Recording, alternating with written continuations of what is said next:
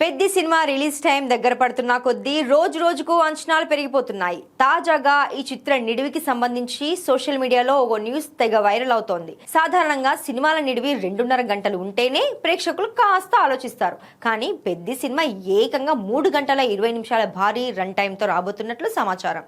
Arjun Reddy, animal, కల్కి 2898 AD, Pushpa 2, RRR వంటి చిత్రాలు 3 గంటలకు పైగా నిడివి ఉన్నప్పటికీ బాక్సాఫీస్ వద్ద భారీ విజయాలను అందుకున్నాయి. అదే నమ్మకంతో బుచ్చిబాబు కూడా కథలోని ఎమోషన్ ని ఎక్కడా తగ్గించకుండా సుదీర్ఘ నిడివితోనే ప్రేక్షకులను మెప్పించాలని ఫిక్స్ అయ్యారట.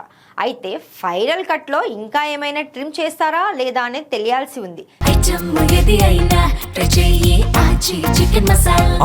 చికెన్ మసాలా కానీ పెద్ది మాత్రం బాక్సాఫీస్ దగ్గర దుమ్ము దులిపేస్తుందని ఓవర్సీస్ బుకింగ్స్ చెప్తున్నాయి.